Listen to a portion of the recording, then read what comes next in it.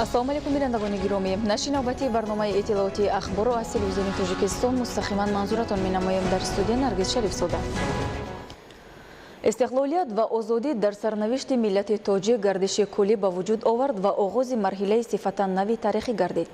مرحله نو در نزد مردم تاجیکستان اجرای وظیفه بسیار پرمسئولیت تاریخی، یعنی بنیاد دولت متمدن جوابگو به منفعت‌های خلق و کشور و ایجاد ارکان دولتداری معاصر را به میان گذاشت. در طول سالهای استقلالیت توسط عملی سازی برنامه و استراتژی‌های دولتی و سفربرسازی تمام ذخیره و امکانیت‌ها سطح و صفت زندگی مردم به مراتب بلند برداشته شد. شرحی همکاران ما. با شرافت به دست آوردن استقلالیت دولتی در دایره سیاست سازنده و باورور حکومت مملکت، تاجیکستان در یک دوره کوتاه در عرصه جهان همچون دولت دموکراتی، حقوق بنیاد و دنیوی شناخته شد. تاجیکستان صاحب استقلال سیاست درهای گشاده اعلان کرد و در سیاست خارجی جمهوری تاجیکستان همین سیاست درهای گشاده یک محور اساسی است که در اطراف آن تمام سیاست خارجی جمهوری تاجیکستان عملی کرده می شود. یعنی تاجیکستان در زمان استقلال برای تمام دولت‌ها درهای خود را گشاده اعلان نمود، به خاطر آنکه در مسئله اقتصادی، اجتماعی و فرهنگی به تمام دولت‌هایی که به ما خیرخواه هستند داد و گرفت داشته باشد، همکاری داشته باشد، چون که در دوره جهانی شوی به این نمی شود. در این زمینه استقلالیت دولتی در نزد مردم تمدن آفر تاجیک وظیفه‌های بزرگ تاریخی را واگذار نمود که مهمترین آنها تشکیل ارکان دولت صاحب اختیار ملی، تحکیم صلح و ثبات، تأمین امنیت دولت و جامعه، آغاز روند سازندگی و بنیادکاری ها و رسیدن به سطح زندگی شایسته مردم بود. تشبساتی که امروز رهبر جمهوری تاجیکستان در عرصه بین الخلقی کردن در حقیقت بی‌نظیر می‌باشند، چون که این تشبس‌های پیشروی ملت به واسطه برای پیشرفت حیات اقتصادی و اجتماعی نه اینکه مردم تاجیکستان بلکه تمام مردم جامعه جهان بخشیده شده است. با شرافت این نعمت بی‌بها مرحله به مرحله سطح زندگی مردم بهتر گردیده، با بنیاد انشاءات دارای تعیینات گوناگون جایهای نوی کاری تأسیس داده شد و امروز مردم سربلند تاجیک با پشتیبانی از سیاست سازنده و بنیادکارانه رهبریت عالی دولت و حکومت مملکت بهر رسیدن به هدفهای در پیش گذاشته شده کمر همت بسته اهلانه زحمت میکشند و به نتیجه های دلخواه نائل میگردند. امروز ملت کهن بنیاد و صاحب تمدن تاجیک از میوه های شهدبار 28مین سالگرد این سنه تقدیرساز کام شیرین می نماید. واقعا استقلالیت شرف و ناموس هر یک ملت آزاداندیش و صاحب خیرد و صاحب احترام محسوب یافته، رمز سعادت ملت و دولت صاحب اختیاری ملی، نشانه پایداری و بقای آن به حساب می رود، چون که در دنیای پرتضاد معاصر فقط ملت صاحب نام و عزت شده می تواند که استقلال واقعی و دولت آزاد و مستقل خود را داشته باشد. از این رو هر یک فرد خودشناس و میهندوست را ضرور است که به قدر استقلالیت برسند و آن را چون گهورک چشم حفظ نمایند. عبدالحمید نظیر، مقصد اخبار. امروز در همه شهر و ناحیه‌های مملکت تدبیرهای بنیادکاری وسعت بخشیده شده برای با دستاوردهای نظررس استقبال نمودن جشن 30 سالگی استقلالیت دولتی جمهوری تاجیکستان تلاش به خرج داده می شود. در ناحیه شهر توس با سرمایه‌گذاری صاحبکاران و ساکنان سخاوتپیشه ناحیه برابر دیگر کارهای آبادانی همزمان راههای محلی تعمیر و نوسازی کرده می شوند. گزارش همکاران ما. طبق نقشه چاره‌بینی‌های مقامات اجرایی حاکمیت دولتی ناحیه شهر توس عاید به کارهای سازندگی و بنیادکاری به خاطر استقبال سزاوار جشن 30 سالگی استقلالیت دولتی جمهوری تاجیکستان در حدود ناحیه تدبیرهای آبادانی ادامه دارد که در این سمت سهم صاحبکاران و ساکنان نظررس ارزیابی می‌گردد. در همین دایره ساکنان جماعت دهات خدای نظر خالمتوف با جانبداری از سیاست بنیادکارانه رهبر دولت محترم امام علی رحمان مقصد کردند که توسط سهمگذاری دست جمعانه روی ماشینگرد دهه خود را که سالیان زیاد تعمیر نگردیده بود منفرش نموده برای رفت آی واسطه های نقلیات در همه فصل سال مطابق گردانند. قابل ذکر است که عملیگردی نقشه و برنامه‌های گوناگون دولتی در سمت رشد محل به منفعت بوده. در این زمینه اینفراستراکچور ضروری و شرایط ارزنده کار و روزگار برای ساکنان در دوردست‌ترین ده و روستاهای مملکت مهیا کرده می شود. رفتم حاضر نقض من اگه سنگ هم از تکس کنم نقض میشه با همین خیلی صاحب کارا بسیار شود همین راه ما آباد شود. баробари вусъат ёфтани корҳои сохтмонӣ ва бунёдкорӣ дар дигар иншооти ҷашнӣ, роҳсозони ноҳия нақша доранд ки то ҷашни 30-солагии истиқлолияти давлатии кишвар беш аз 30 километр чунин роҳҳои таъмирталаби сатҳи маҳаллиро бо дастгирии соҳибкорону сокинон таъмир намоянд. барои босифат ва ҷавобгӯ ба талаботи роҳсозӣ анҷом додани корҳои навсозии роҳ дар корҳои бунёдӣ, мутахассисон ва техникаҳои муассисаи давлатии нигаҳдории роҳҳои автомобилгарди ноҳия сафарбар карда мешаванд. мо дар соли ҷорӣ бо дастгирии соҳибкорони ватанӣ бо дарозии 1 километр таъмири асосии роҳ гузаронда шуд. айни ҳол дар ҷамоати деҳоти Холматов мо айни ҳол бо дарозии 800 метр километр роҳ асфалт карда таъмири роҳ капиталӣ ба анҷом расонем. ба андешаи сокинон мавриди истифода қарор гирифтани шумораи зиёди иншооти таъиноти гуногун дар самти таъмини ободиву зебогии ҳар гӯшаи диёр, хизматрасонии сатҳи баланд, ташкили садҳо ҷойҳои нави корӣ ва барои таъмини зиндагии шоистаи сокинон мусоидат менамояд. одаморо ҷамъ карда аз соҳибкоро, аз масҷид, аз маҳалҳо, аз ҳамеё ҷамъ карда ҳамин ҳозир ҳамин раҳа бунёд кардем, асфалтпӯш кардем.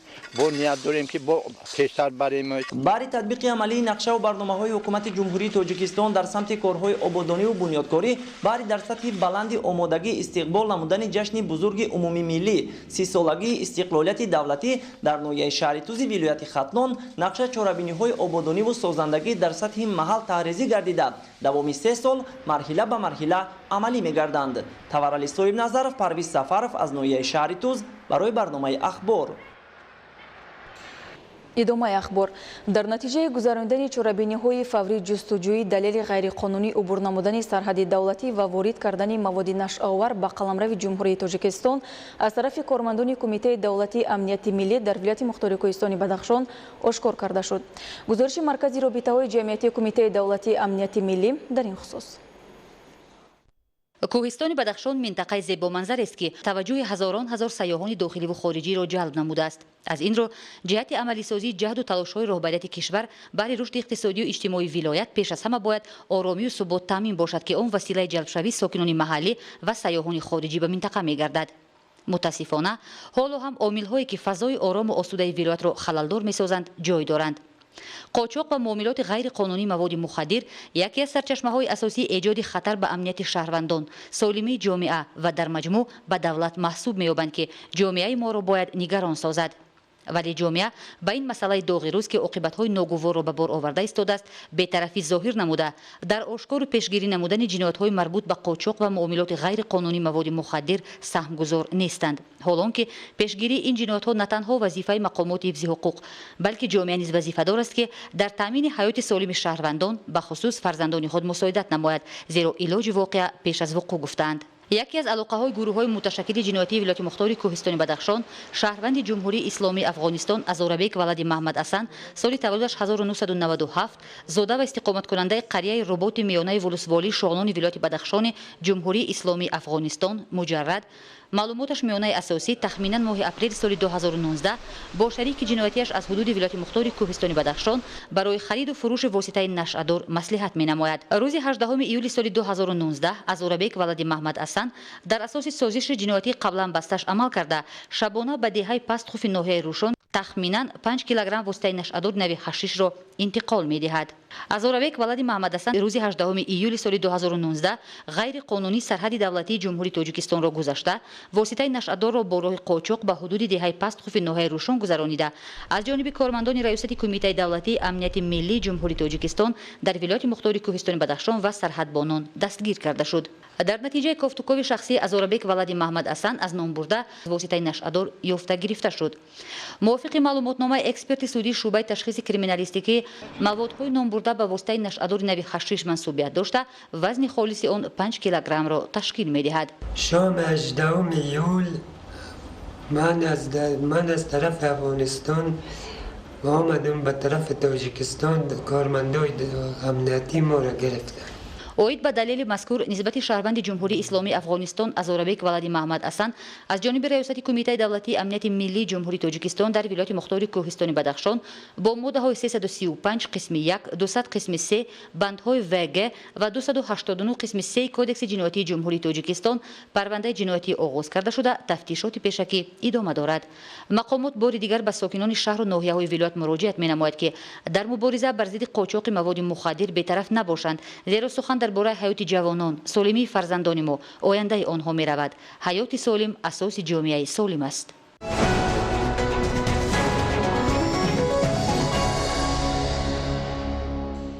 ба шаҳри Тольятти Федератсияи Россия имсол аз ҷумҳурии Тоҷикистон зиёда аз 1000 тонна сабзавоти тару тоза содирот карда шуд. мавриди зикр аст ки талабот ба маҳсулоти кишвари мо дар Федератсияи Россия хеле зиёд аст. гузориши Маҳмадалӣ Сафар ва Хуршеди Саидаҳмад.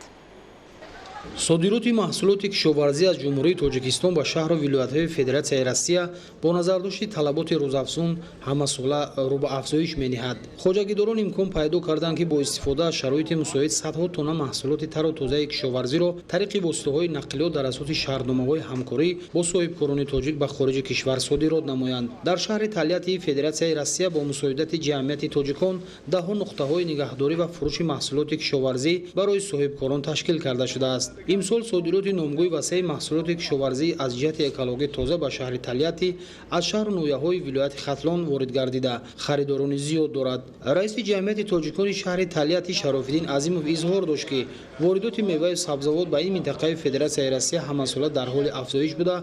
در برابر به دست آوردن سود بیشتر خواجه‌گیران محصولات استحصال نموده کشورمان معرفی کرده می شود. در شهر تالیاتی فدراسیای روسیه صدها نفر صاحبکاران تاجیک در مرکزهای سودا و بازارها فعالیت گسترده دارند که در صادرات و به فروش برآوردن مال و محصولات استحصال نموده وطنی سهمشان فعال و نظررس است. من همین سال از وادی حصار زیاده از 100 تن کرم به شهر تالیاتی وارد کردم. در شهر تالیاتی محصولات تاجیکستان را بسیار خریداری میکنند. فراهم آوردن امکانات وسیع برای فروش و تشکیل نقطه‌های ایلوگی نگهداری محصولات کشاورزی در شهر تالیاتی فدراسیای روسیه در همکاری با مأموریت شهر عملی گردیده. مسئولان جمعیت تاجیکان در این سمت صاحبکاران را همه‌جانبه دستگیری خواهند کرد. محمدعلی سفر، خورشید سعیداحمد از شهر تالیاتی فدراسیای روسیه برای برنامه اخبار. мавзӯи дигар сохтмону ободонӣ муҷаҳҳазгардонии муассисаҳои тиббии деҳот яке аз самтҳои асосии баланд бардоштани сатҳи хизматрасонии тиббӣ дар доираи истиқболи сазовор аз ҷашни 30-солагии истиқлолияти давлатӣ мебошад. дар ҳамин замина беморхонаи ноҳиявии рақами 1 дар деҳаи хистеварзи ноҳияи бобоҷон ғафуров пурра таъмиру навсозӣ ва бо кӯмаки ҳукумати ҷумҳурии тоҷикистон бо таҷҳизоти муосири рентгении рақамӣ таъмин карда шуд. гузориши Равзали Раҳмон ва Дилшод Юсуфӣ. مجموعی تجهیزات رنتگنی رقمی با ارزش 678,000 سومانی با بیمارخانه ناحیوی رقمی 1 دهه خسته‌ورز ناحیه باباجان غفورov با کمک حکومت جمهوری تامین گردید. خریداری وصل و نصب و مورد استفاده قرار داده شدن تجهیزات رنتگنی رقمی ساخت آخرین استحصال یکجایی دولت‌های ترکیه و گرمانیا امکانیت وسیع و معاصر را در عکسبرداری رنتگنی در بیمارخانه رقمی 1 ناحیه باباجان غفورov واقع در دهه خسته‌ورز تامین نمود و این نخستین این گونه تجهیزات زمانوی در بیمارخانه دهات است. در مجموعه تجهیزات عکس رنتگنی توسط تکنولوژی کامپیوتری عملی می‌شود. بنا به خلاصه متخصصان نسبت به دستگاه رنتگنی در برابر پس بودن معیار نور رنتگنی برتری‌های دیگر از جمله صفت و مسئولانکی بلند دارد. برای دهه سر اهالی خسته‌ورز و از بس که بیمارخانه دهه در شفت راه اتومبیلگرد خوجند کانی بادام اسفر واقع است، برای نیازمندان این منطقه و مسافران در حالت‌های عاجلی برای عکس رنتگنی از این تجهیزات معاصر طبی استفاده خواهد شد. بیمارانро мо аз сабабе ки аппарати рақамӣ надоштем ба беморхонаи марказии ноҳия мефиристондем. бо маблағгузории буҷаи ҳукумати мамлакат рентгени рақамӣ ба мо тӯҳфа карданд. бо мутахассисони заводи истеҳсолкунандаи Туркия ин васл карда шуд. تامین بیمارخانه ناحیوی رقم 1 دهه خسته‌ورز با تجهیزات و لوازمات طبی به درجه صفتا نو رسیده است. تنها سالهای 2017 2018 و این دوره سال روان از حساب کمک‌های حکومت جمهوری، بودجت دولتی، مبلغ‌های غیر بودجتی و برنامه‌های رشد 85 نامگوی تجهیزات طبی خریداری شده است. оксигенератор, кардиомониторҳо, таҷҳизоти масҳи серагем, таҷҳизоти калкоскопӣ, таҷҳизоти тавлидкунандаи оксиген ва номгӯии зиёди лавозимоти тиббию корӣ ба баландбардоштани сифати ташхис, табобат ва хизмати тиббӣ дар деҳот равона гардиданд. бо кӯмаки мақомоти иҷроии ҳокимияти давлатии ноҳияи Бобоҷон Гафуров ва мусоидати раёсати тандурустии вилояти Суғд, гурӯҳи табибон хусусан мутахассисони ҷавон дар клиникаҳои ҷумҳуриявӣ ва беморхонаи вилоятӣ барои истифодаи таҷҳизоти муосир коромӯзӣ менамоянд. این متخصصان جوان برای کار فهمیدن تجهیزات‌ها در کلینیک‌های ولایتی و جمهوری کار آموخته آمده‌اند.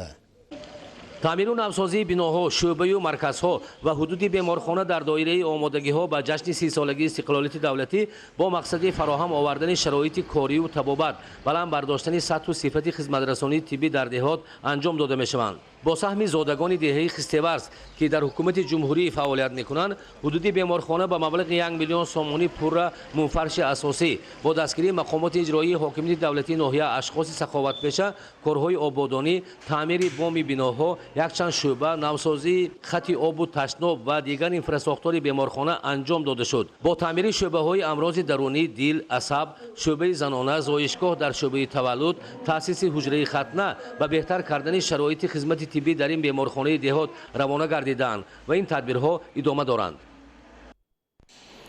муассисаҳои таҳсилоти олии вилояти Хатлон ба соли нави хониш омода гардида аз ҳолу фазои муносиби илмомӯзиро барои донишҷӯён фароҳам оварданд. дар донишгоҳи давлатии Бохтар ба номи Носири Хусра ва донишкадаи энергетикии Тоҷикистон биноҳои таълимӣ, синфхонаҳо ва хобгоҳи донишҷӯён пурра ба соли нави таҳсил омода карда шуданд. гузориши хабарнигорони мо аз вилояти Хатлон. бухтар аз калонтарин муассисаҳои таҳсилоти олӣ дар вилояти Хатлон маҳсуб ёфта, ҳар сол ин боргоҳи бузурги маърифатро ҳазорҳо нафар мутахассисони самтҳои гуногун хатм мекунанд. донишгоҳ аз ҳозир ба соли нави хониш омода шуда, тамоми биноҳои таълимӣ, ошхона ва хобгоҳи донишҷӯён аз таъмири асосӣ бароварда шуданд. воқеан ҳам давоми 4-5 соли охир боргоҳи маърифати Хатлон бо шиддат рушд мекунад. базаи моддии техникии муассисаи таҳсилоти олӣ хеле қавӣ гардида, инфрасохтори донишгоҳ низ ба куллӣ тағйир ёфт. дар ин муддат барои 3 факултаи муассисаи таҳсилоти олӣ биноҳои ҷадиди таълимӣ бунёд карда шуд. ҳамчунин барои донишҷӯён маҷмӯаи варзишӣ ташкил карданд, ки дар он донишҷӯён метавонанд ба якчанд намуди варзиш машғул шаванд. дар донишкадаи энергетикии Тоҷикистон низ корҳои таъмиру тармими хобгоҳи донишҷӯён дар арафаи анҷомёбӣ қарор дорад.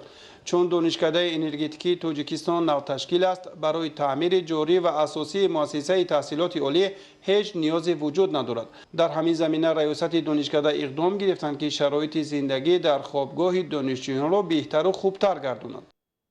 донишкадаи энергетикии Тоҷикистон барои соли таҳсили нав пурра омода аст. дар донишкада барои 850 нафар донишҷӯён ҷои хоб вуҷуд дорад. ин ҳам бошад хобгоҳи донишкада аз таъмири ҷорӣ пурра бароварда шуд. дар донишгоҳи давлатии Кӯлоб низ корҳои хуби ободонӣ ба рӯзи дониш мушоҳида шуд. тавре раёсати донишгоҳ изҳор доштанд, онҳо бо дастгирии ҳукумати мамлакат соҳиби бинои наву замонавӣ гардида, ҳамзамон биноҳои дигар факултаҳоро низ аз таъмири асосӣ бароварданд. дар назди донишгоҳи давлатии Кӯлоб боғчаи бачагона бунёд карданд, ки донишҷӯёни факултаи таҳсилоти ибтидоӣ метавонанд дар назди муассиса ба тарбияи кӯдакони хурдсол машғул шаванд. донишгоҳи давлатии Кӯлоб низ дар тайёр кардани мутахассисони баландпоя нақши муҳим дорад. раёсати донишгоҳ дар оянда низ шароити таҳсилоти олиро беҳтар карда, дастовардҳои муассисаро аз ҳисоби дастпарваронаш дар сатҳи боз ҳам баландтар мебардоранд. коллеҷу гимназия ва литсейҳои касбии техникӣ низ дар мавриди омодагии ҷиддӣ ба рӯзи дониш тадбирҳои зарурӣ меандешанд. коллеҷи тиббии шаҳри Бухтар ҳар се бинои таълимиро барои пазироии донишҷӯён омода карда, дар хобгоҳ низ барои фарогирии қариб 200 нафар донишҷӯёни курси якум фазои муносиб эҷод намуданд. литсеи касбии техникии шаҳри Бухтар ҳам бо дастгирии бевоситаи ҳукумати мамлакат аз нав таҷдид карда мешавад. ин муассисаи ҳунаромӯзӣ солҳои тӯлонӣ фаъолият карда мутахассисони бозори меҳнатро омода мекунад. бо маблағгузории ҳукумати ҷумҳурии Тоҷикистон биноҳои таълимӣ ва устохонаҳои литсей таъмиру таҷдид карда шуда, бо дастгоҳу таҷҳизоти замонавии ҳунаромӯзӣ таъмин мешавад.